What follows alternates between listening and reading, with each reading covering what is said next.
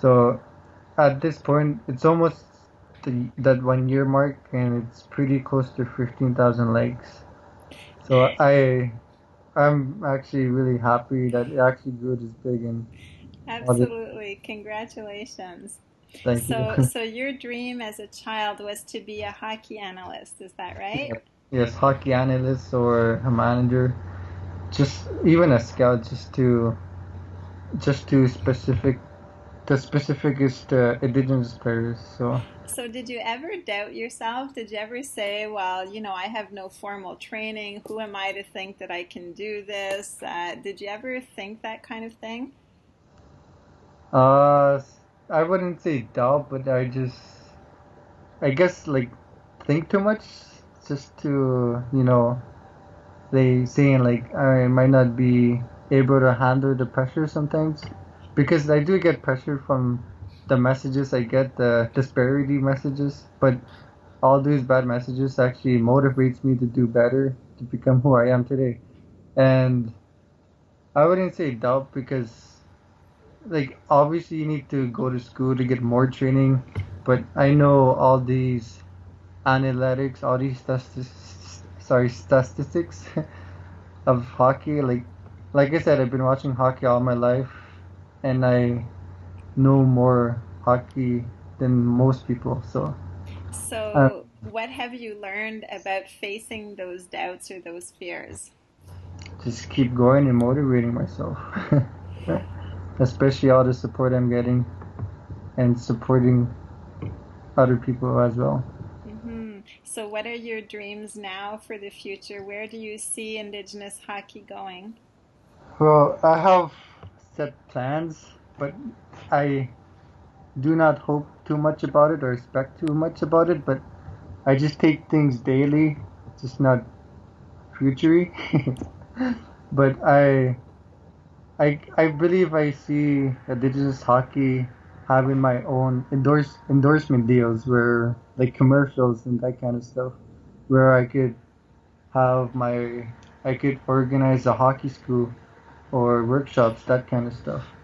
I know it takes a lot of time and a lot of commitment, but I believe it can happen if I keep going, and if I even go further my education for that too.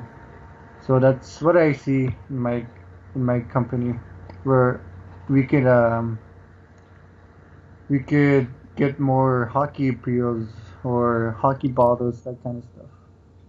And you mentioned that your reach now goes into the US. Do you ever think of following the US players as well? Yeah, I do try, but it's kind of hard where you not really familiar with leagues in the United States. So I do try, because I really do want to expose any indigenous hockey players all over the world. So, do you know if there are other groups like yours in the US or other parts? um, there's a couple. I know there's a group group called Cree hockey players, but they not only expose Cree hockey players, they expose non-Cree players such as Jibre or Erica, and there's another one that's called Native Hockey News, but I'm not really sure if they actually expose like hockey players, because when I check their page, it's all different stuff, all kinds of different stuff. Right, so you're the only one probably who's as broad based. Yes, I do like to think so, but I'm pretty sure there's other pages like that too, but I guess you could say one of the biggest ones out there, I guess. Yeah, very good. Wow. I think that you're an amazing role model and a great inspiration because, you could have just looked at your circumstances, like you were saying earlier, your circumstances should not define your reality, right? You control the circumstances and you decided to do something, and you've created something that's really amazing. Yeah, like you And could change your reality every day too. You that's just right. And you're also selling merchandise now. How's that going? it's going pretty good, pretty steady. So I'm not complaining. Very good. And so, how can people purchase a T-shirt?